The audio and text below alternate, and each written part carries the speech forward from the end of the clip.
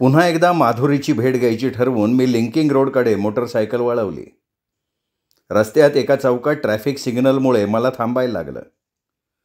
फुटपाथवर एक मुलगा हातात इव्हनिंग न्यूजच्या पेपरचा एक गठ्ठा धरून मधूनच गळा फाडून ओरडत होता, फिल्म रायटर सतीश भटनागरच्या खुनाचं रहस्य उलगडलं, पोलीस खुन्याच्या शोधात, फिल्मस्टार प्रेमसागरचा सेक्रेटरी फरारी. मी मोटरसायकल फुटपाथच्या कडेला घेत त्या पोराला हाक मारली. 25 पैशाचा एक नाणं देत त्याच्याकडनं अंक घेतला. उभ्या उभ्या मी त्या बातमीवरनं नजर फिरवली. बातमीत वेगळं असं काही नव्हतं. शांतारामकडनं मला ज्या गोष्टी समजल्या होत्या त्याच सगळ्या इव्हनिंग न्यूजमध्ये छापण्यात आल्या होत्या. बातमीच्या बरोबर विनोद भल्लाचा फोटो छापण्यात आला होता आणि विनोद भल्लाबरोबर कोणाला काही माहिती असल्यास पोलिसांशी संपर्क करा असं आवाहनही करण्यात आलं होतं. पेपरची घडी करून मी तो खिशात कोंबला आणि मोटरसायकल पुन्हा स्टार्ट केली. आयेशा अपार्टमेंटसमोर गाडी स्टँड करून मी इमारतीत शिरलो. माधुरीच्या 4 नंबर फ्लॅटची बेल दाबली. थोड्या वेळानं दार उघडलं गेलं.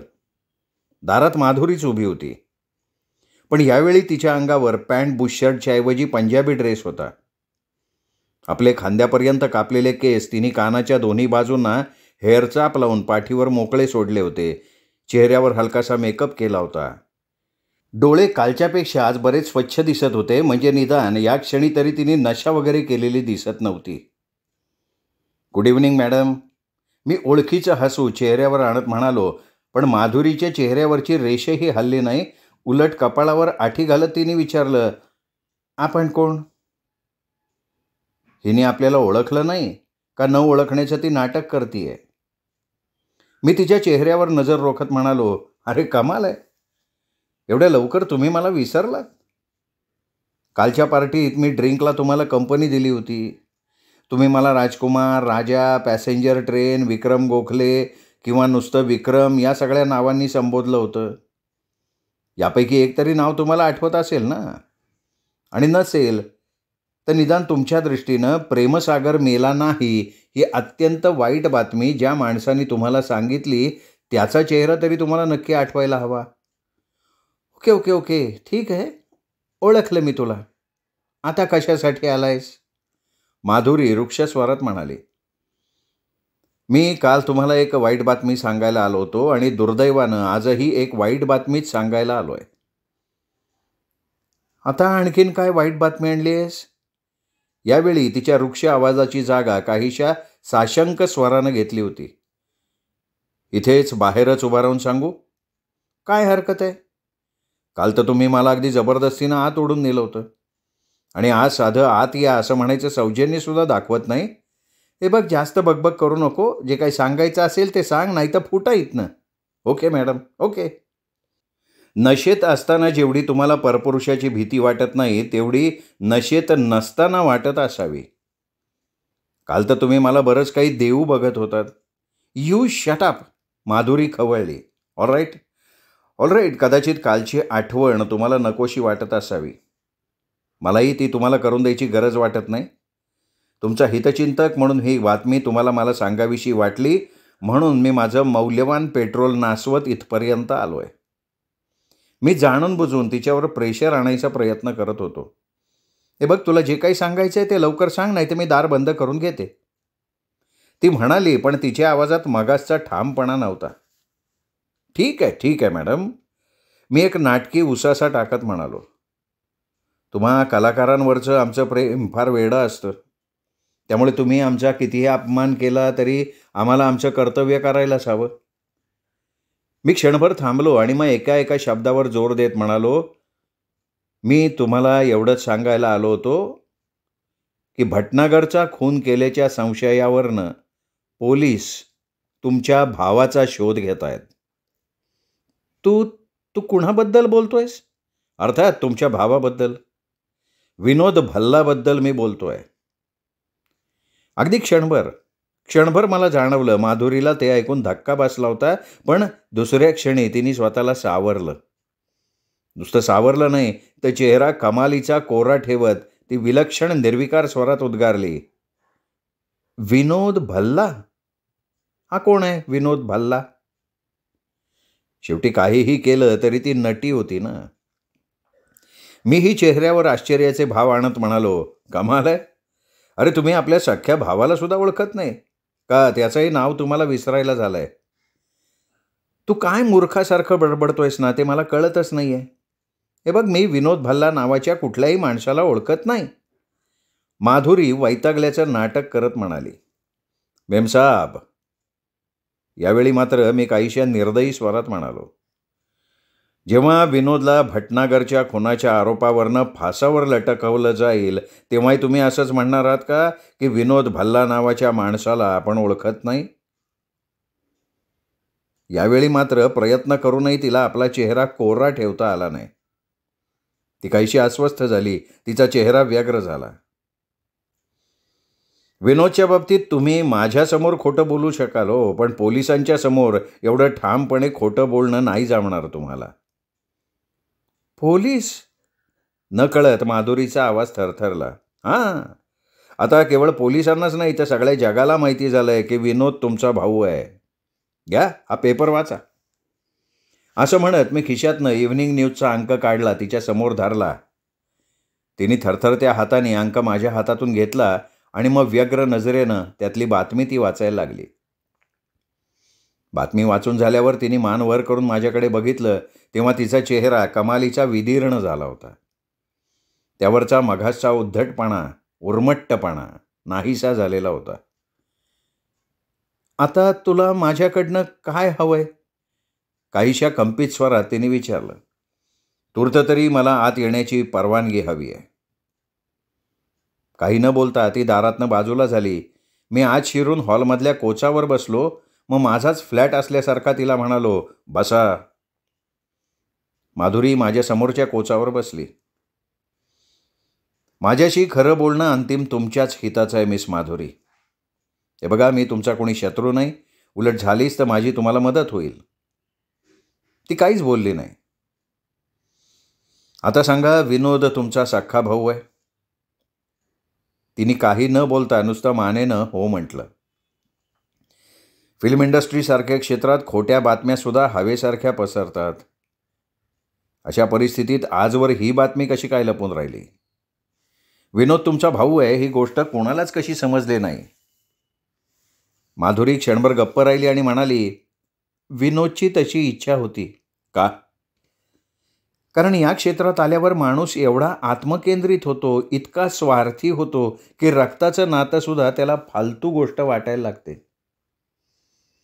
आपल्या फायद्यात असं एखादं नातं अडथळा निर्माण करेल असं त्याला वाटताच तो ते नातं विसरायला बघतो.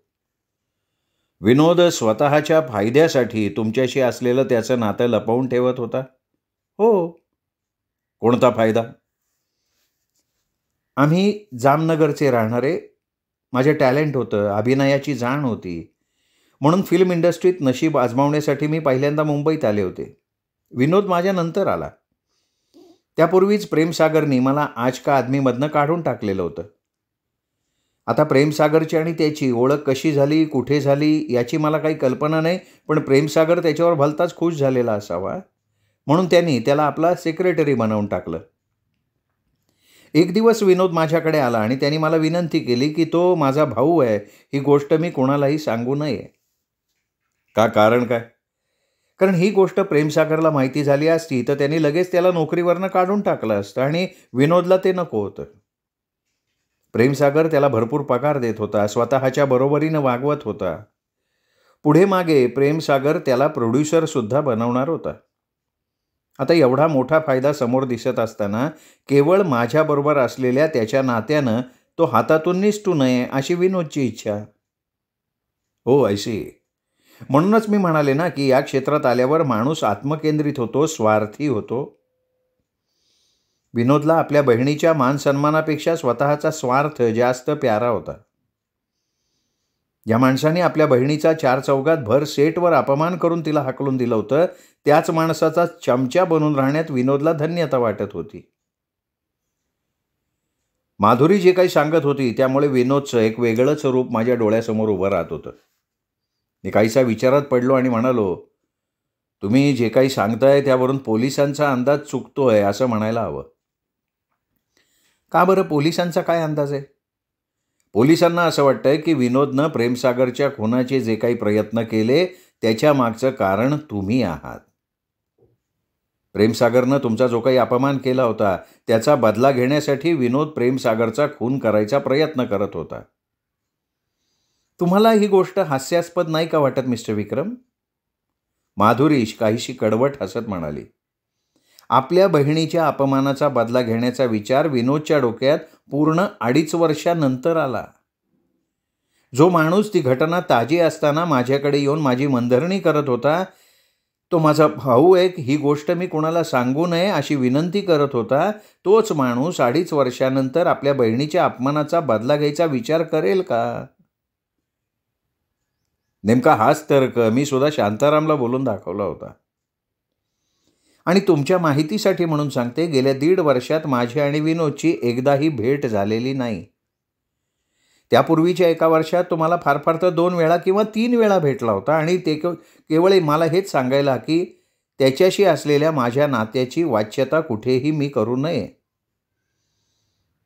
आता अशा परिस्थितीत तो माझ्यासाठी प्रेमसागरच्या खुनाचा प्रयत्न करेल ही गोष्ट तुम्हाला तरी कितपत योग्य वाटते आहे? तुमच्या बोलण्यात तथ्य आहे. मी तिच्याशी सहमत होत म्हणालो. तुमच्या अपमानाचा बदला घेण्यासाठी विनोद प्रेमसागरच्या खुनाचा प्रयत्न करत होता या गोष्टीत अजिबात तथ्य दिसत नाही. पण अशीही एक शक्यता आहे की काहीतरी कारणावरनं विनोद आणि प्रेमसागरचं बिनसलेलं असावं आणि विनोदनं प्रेमसागरचा खून करायचा निश्चय केलेला असावा.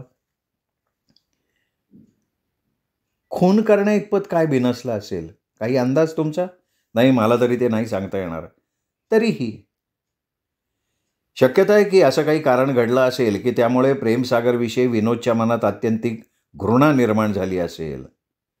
प्रेमसागरनं त्याला अशी काहीतरी वागणूक दिली असेल की तो अपमानित झाला असेल आणि तो अपमान सहन न होऊन त्यांनी, हे बघा, ज्याला मान असतो ना त्याला अपमान समजतो. माझं बोलणं मध्येच तोडत माधुरी काहीशा उपहासात्मक स्वरात म्हणाली, तुम्हाला विनोदसारख्या बड्या फिल्म स्टारांच्या चमच्यांबद्दल फारशी माहिती नाही आहे म्हणून तुम्ही असं बोलताय. मिस्टर विक्रम, प्रेमसागरनी 100 माणसांच्या समोर विनोदला जोड्यानं मारलं असताना तरी विनोद काय म्हणाला असता माहिती आहे? मी प्रश्नार्थक नजरेने तिच्याकडे बघितलं. विनोद म्हणाला असता, ब्रेव्हो ब्रेव्हो प्रेमसाब, you did a wonderful thing. You had done something that has never been done by any other matinee idol. मी क्षीणपणे हसलो. खरंच ज्या माणसाला अपमान म्हणजे काय हेच कळत नाही तो माणूस अपमानानं चिडून वगैरे जायचा प्रश्नच कुठे निर्माण होतो.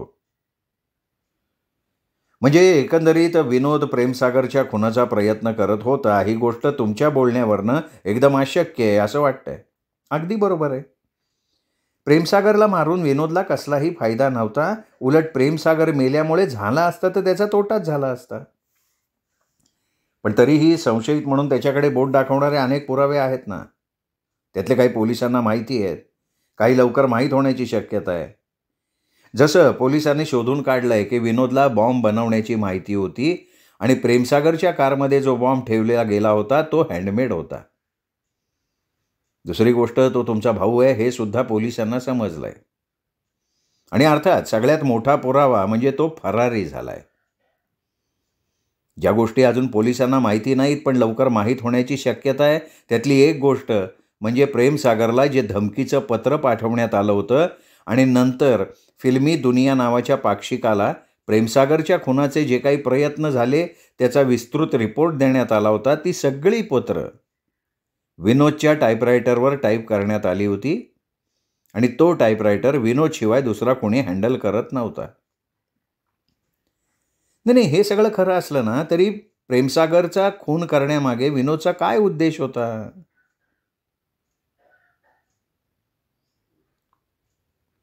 हे बघा, या प्रश्नाचं उत्तर खरं तर पोलिसांकडेही नाही आहे. खुनाचा मूळ उद्देशच माहिती नाही त्यामुळे पोलीस विनोदवर तसा आरोप कसा काय ठेवू शकतील, नाही का?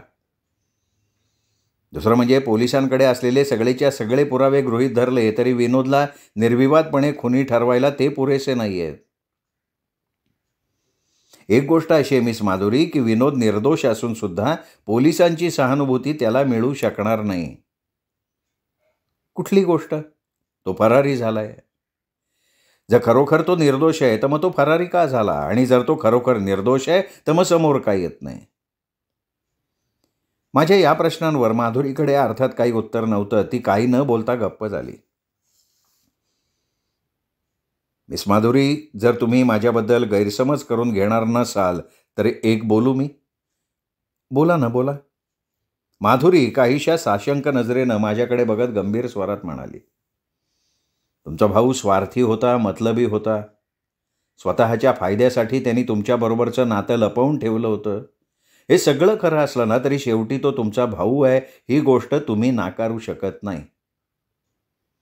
म्हणूनच मला वाटतं, जर तो निर्दोष आहे असं तुम्हाला खरोखर वाटत असेल तर त्याचं निर्दोषत्व सिद्ध करण्यासाठी त्या दिशेने काहीतरी प्रयत्न करणं तुमचं कर्तव्य आहे.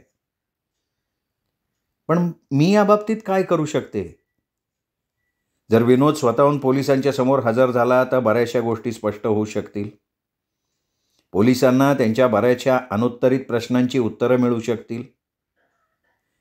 आणि म्हणून विनोदला लपून राहायचं झालं तर तो कुठे लपून राहू शकेल, अशा त्याच्या संभाव्य जागा कोणत्या, हे तुम्ही नजरेसमोर आणण्याचा प्रयत्न करा. शेवटी काहीही झालं तरी तो तुमचा भाऊ आहे. गेल्या 2.5 वर्षापासून त्याच्याशी तुमचा संपर्क आलेला नसला तरी इतर लोकांच्या तुलनेत तुम्ही त्याला जास्त ओळखता. तुमच्या फिल्मी वर्तुळात तुम्ही गुप्तपणे त्याच्याविषयी चौकशी करा. शक्यता आहे त्यातून त्याच्या लपून राहण्याच्या एखाद्या संभाव्य जागेचा पत्ता तुम्हाला समजू शकेल. माधुरी क्षणभर गप्प राहिली आणि मग म्हणाली, मी प्रयत्न करीन. विनोदचे काही घनिष्ठ मित्र माझ्याही ओळखीचे आहेत, मी त्यांच्याकडे चौकशी करीन.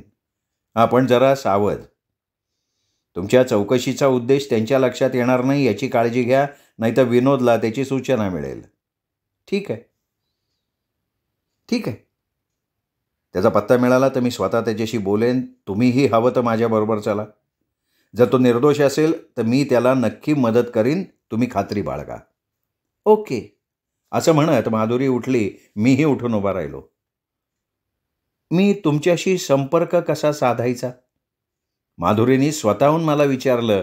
मी तिला माझं व्हिजिटिंग कार्ड दिलं आणि तिचा निरोप घेऊन तिथनं बाहेर पडलो. बसंत स्टुडिओकडे जाणाऱ्या रस्त्याच्या एका कॉर्नरवर मी मोटरसायकल थांबवली. त्या कॉर्नरला एक पेट्रोल पंप होता. तिथल्याच पब्लिक टेलिफोन बूथमधनं मी बसंत स्टुडिओत बोकाडिया साहेबांना फोन लावला. तुमच्याशी मला काही महत्त्वाचं बोलायचं आहे बोकाडिया साहेब. स्टुडिओकडे येणाऱ्या रस्त्याच्या कॉर्नरला जो पेट्रोल पंप आहे तिथे मी तुमची वाट बघतोय. अरे मग तू इकडे का येत नाही आहेस? बोकाडिया साहेब काहीशा उत्तेजित स्वरात म्हणाले. अरे मलाही तुझ्याशी बोलायचं आहे. मी तुझ्या ऑफिसमध्ये सुद्धा फोन केला होता. बोकाडिया साहेब, स्टुडिओत यायला माझी काही हरकत नाही आहे, पण तिथे कदाचित माझी प्रेमसागरशी भेट होईल, तो तुमच्यावर पुन्हा नाराज होईल, याच विचाराने मी सरळ तिकडे आलो नाही. पण तुम्ही म्हणत असाल तर. मी मुद्दाम वाक्य अर्धवट सोडलं. पलीकडनं बोकाडिया साहेबांनी काही उत्तर दिलं नाही. माझ्या बोलण्यानं त्यांनाही विचारात पाडलेलं असावं. हॅलो, हां मग काय म्हणताय, मी येऊ का? क्षणभराने मी विचारलं. नाही नाही नको, मी येतो तिकडे. बोकाडिया साहेब म्हणाले आणि ओके म्हणत मी रिसिव्हर हुकला अडकवून टाकला. बूथमधनं बाहेर पडून मी फुटपाथवर येऊन उभा राहिलो. बोकाडिया साहेबांना माझ्याशी काय बोलायचं होतं? त्यांना काही विशेष माहिती समजली होती का? आणखीन 5-7 मिनिटात बोकाडिया साहेबांची आलिशान इम्पाला माझ्यासमोर येऊन उभी राहिली. गाडी ड्रायव्हर चालवत होता. बोकाडिया साहेब मागच्या सीटवर बसले होते. गाडी थांबताच त्यांनी खिडकीतनं डोकं बाहेर काढलं, खूण केली. मी मोटारसायकल फुटपाथ लगत सोडून इम्पाला जवळ आलो आणि मागचा दरवाजा उघडून त्यांच्या शेजारच्या सीटवर बसलो. तू जरा फिरून ये रे. बोकाडिया साहेबांनी ड्रायव्हरला हुकूम सोडला. ड्रायव्हर लगेच खाली उतरला. ड्रायव्हर गाडीपासून थोडा लांब जाईपर्यंत बोकाडिया साहेब काही बोलले नाहीत. तुम्हाला माझ्याशी काय बोलायचं होतं? मी विचारलं. अरे ती चिठ्ठी कुठं आहे? कोणती चिठ्ठी? अरे ती धमकीची चिठ्ठी बाबा. विनोदनी प्रेमसागरला लिहिली होती ती. विनोदनी? मी आश्चर्य वाटल्यासारखं दाखवत उद्गारलो. अरे मग दुसरं कोण? तोच तर प्रेमसागरचा खून करायचा प्रयत्न करत होता ना. तुमचा विश्वास आहे या गोष्टीवर? बोकाडिया साहेबांनी माझ्या प्रश्नाचं उत्तर द्यायचं टाळलं आणि पुन्हा विचारलं, अरे चिठ्ठी कुठे बाबा ती? आहे ना, माझ्याजवळ आहे. मध्ये. मी माझ्या पॅन्टचे खिसे चाचपल्यासारखं केलं. मग ओशाळवाण्या स्वरात म्हणालो, सॉरी साहेब, मी ती चिठ्ठी माझ्या दुसऱ्या पॅन्टच्या खिशात विसरलो वाटतं. बोकाडिया साहेबांनी क्षणभर माझ्याकडे संदिग्ध नजरेनं बघितलं. मग पुन्हा म्हणाले, अरे नीट बघ ना जरा. अहो नाही आहे बोकाडिया साहेब, मला खोटं बोलून फायदा काय? ती काय प्रॉमिसरी नोट आहे का? बोकाडिया साहेब काहीशा अस्वस्थपणे पुढच्या सीटच्या पाठीवर आपली जाडजूड बोटं आपटत राहिले. त्यांच्या हालचालीवरनं ते बरेच अस्वस्थ झाल्यासारखे वाटत होते. अहो त्या चिठ्ठीसाठी तुम्ही एवढं अस्वस्थ व्हायचं कारण काय? मी उद्या ती चिठ्ठी आणून देईन तुम्हाला, त्यात काय इतकं मोठं? अरे बाबा, ती चिठ्ठी प्रेमसागरची आहे आणि आता ती तो परत मागतोय. त्यासाठी त्यांनी माझा अगदी जीव खाल्लाय बघ. बोकाडिया साहेब काहीसे वैतागून म्हणाले, प्रेमसागरला कशाला हवी आहे ती चिठ्ठी? अरे त्याला ती पोलिसांना द्यायची आहे. विनोदच्या विरुद्ध पुरावा म्हणून कदाचित त्या चिठ्ठीचा उपयोग पोलिसांना होईल असं त्याला वाटतंय. विनोद प्रेमसागरच्या बंगल्यातच राहत होता. त्या बंगल्यात विनोदच्या खोलीत त्याचा टाईपरायटर आहे आणि प्रेमसागर म्हणतोय की ती चिठ्ठी त्याच टाईपरायटरवर टाईप केली होती. ही गोष्ट कदाचित पोलीस सिद्ध करू शकतील. नाही, कदाचित कशासाठी? कदाचित का? ती चिठ्ठी निश्चित त्याच टाईपरायटरवर टाईप केली गेली आहे आणि ज्या माणसानं ती चिठ्ठी टाईप केली होती त्याच माणसानं प्रेमसागरच्या खुनाचे जे 2 प्रयत्न झाले होते त्याचा रिपोर्ट फिल्मी दुनियेच्या संपादकाला पाठवला होता. हे तुला कसं काय माहिती बाबा?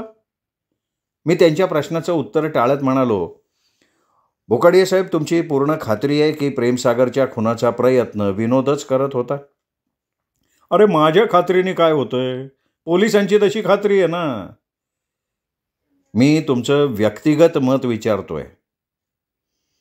बोकाडिया साहेब क्षणभर थांबले आणि म्हणाले, विनोद मला तसा माणूस नाही वाटत, पण शेवटी माणसाच्या मनाचा थांग कुणाला लागलाय का?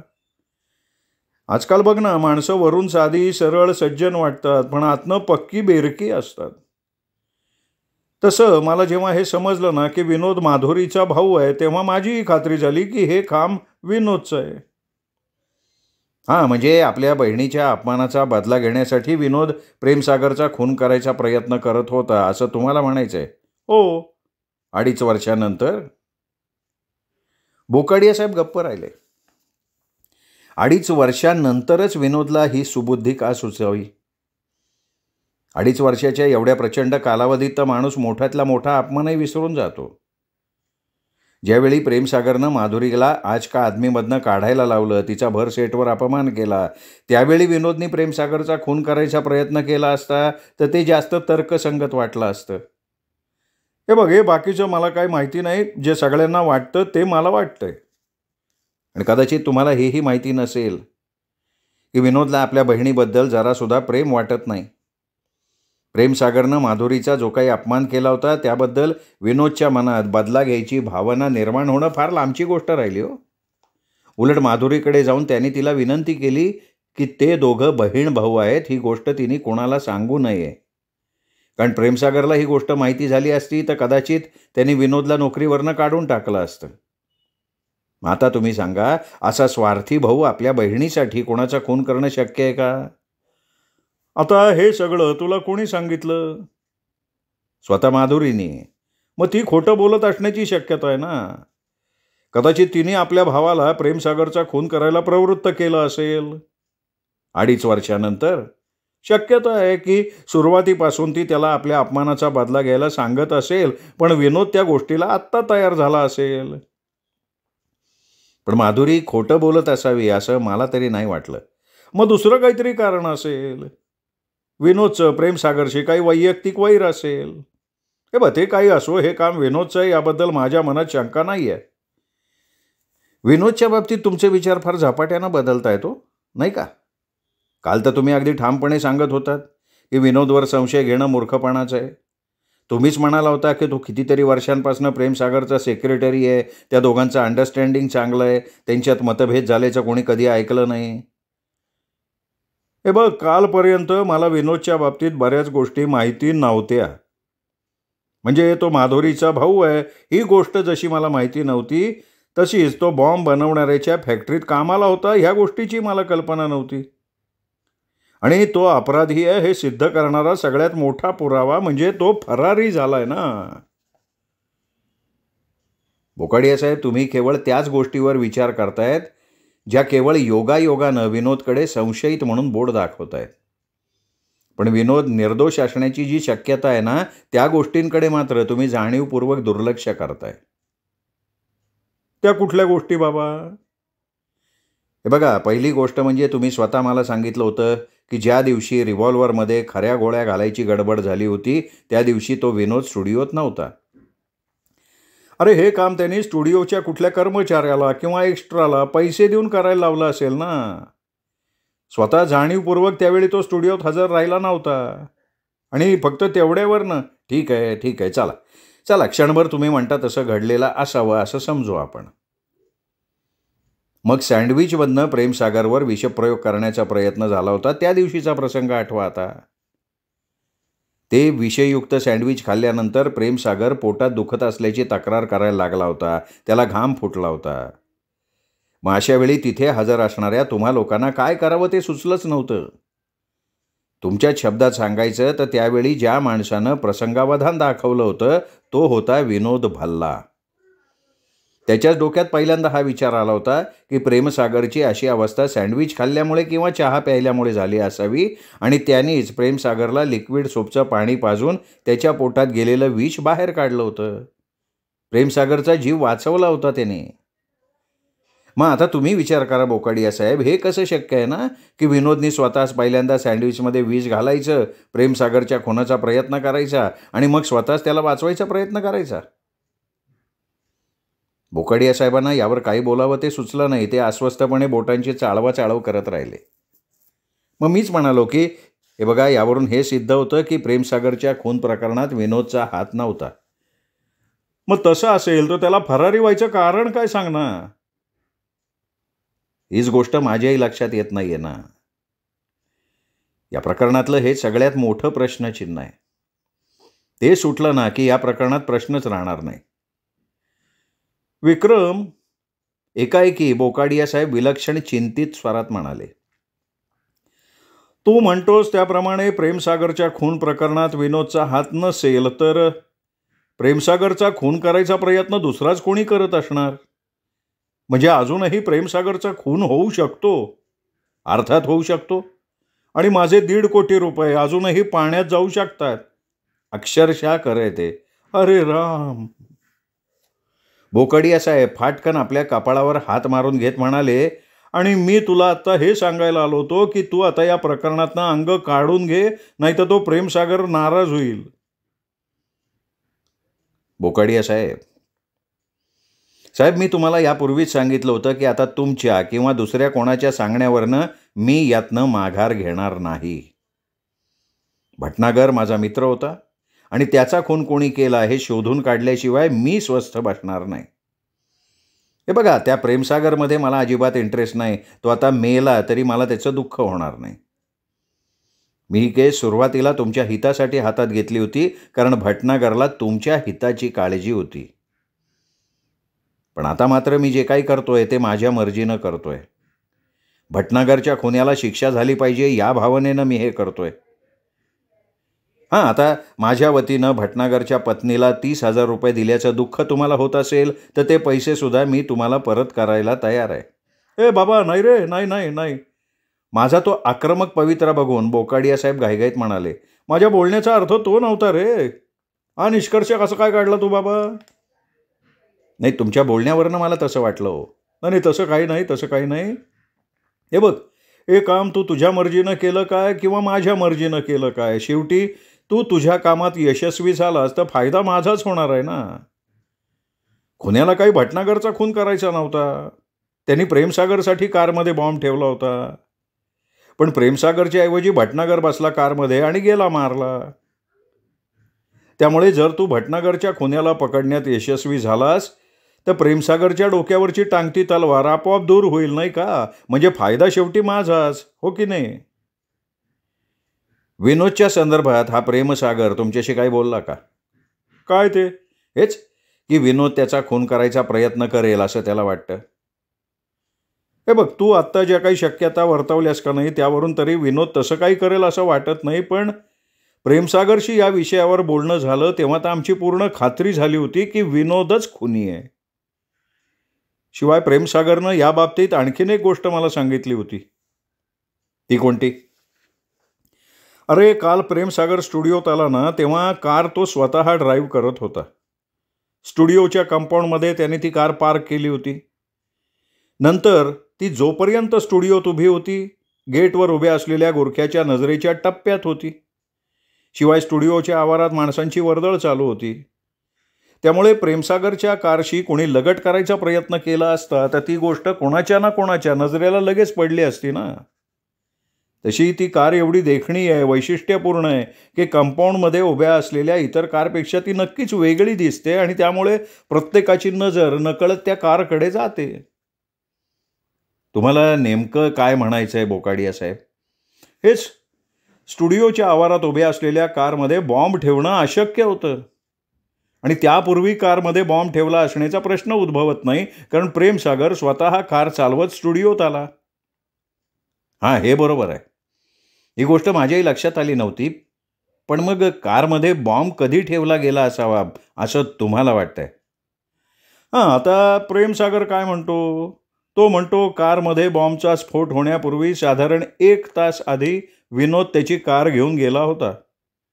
गेटवरचा गुरखाही सांगतोय की विनोदला प्रेमसागरची कार स्टुडिओतून बाहेर घेऊन जाताना त्यांनी पाहिलं होतं आणि विनोद 15-20 मिनिटांनी पुन्हा कार घेऊन परत आला आणि त्यानंतर भटनागरने कारला हात लावला.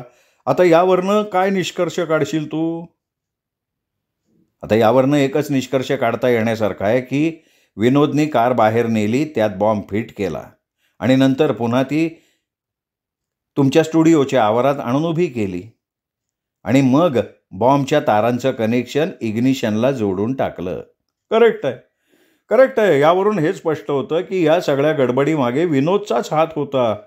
पण त्याचबरोबर ही गोष्ट नजरेआड करून चालणार नाही की प्रेमसागरला विषप्रयोगापासून विनोदनीच वाचवलं होतं आणि ज्या दिवशी रिव्हॉल्व्हरमध्ये गोळ्या बदलायची घटना घडली त्या दिवशी विनोद स्टुडिओत आलाच नव्हता. ही केस आहे ना, ही केस जास्त गुंतागुंतीची होत चालली आहे बोकाडिया साहेब. काही गोष्टी विनोदला निर्दोष सिद्ध करत असताना काही गोष्टी संशयित म्हणून त्याच्याकडे बोट दाखवत आहेत. बोकाडिया साहेब, हे रहस्य उलगडण्याचा एकच मार्ग आहे, तो म्हणजे स्वतः विनोदनं आपल्या कृत्यांचं स्पष्टीकरण देणं आणि त्यासाठी विनोदचा शोध घेणं अत्यंत आवश्यक आहे. बोकाडिया साहेब काही बोलले नाहीत. मला सांगा बोकाडिया साहेब, तुमच्या मते हा विनोद जाऊ कुठे शकतो? अरे, ते कसं सांगणार? नाही, साधारण अंदाज करू शकाल ना तुम्ही. कसं आहे, मी आहे बाहेरचा माणूस. फिल्मी लोकांच्या आयुष्याबद्दल मला काही फारशी माहिती नाही. हां, पण विनोद कसा आहे? विनोद तुमच्या वर्तुळातला माणूस आहे. तुम्ही जर विनोदचे ज्यांच्याशी घनिष्ठ संबंध आहेत अशा लोकांची माहिती गोळा करायचा प्रयत्न केला तर कदाचित विनोद कुठे लपून राहू शकतो हे समजणं तुम्हाला फारसं अवघड जाणार नाही. आणि निदान त्यावरून आपल्याला काहीतरी अंदाज निश्चित करता येईल ना. हां, ठीक आहे ना, मी करतो, प्रयत्न करून बघतो. करा, नेटानं प्रयत्न करा आणि त्या संदर्भात तुम्हाला काही महत्त्वाचं समजलं तर मला लगेच कळवायला विसरू नका. कारण विनोदचा शोध लावणं माझ्या नाही तर तुमच्याही दृष्टीनं अत्यंत महत्त्वाचं आहे बोकाडिया साहेब.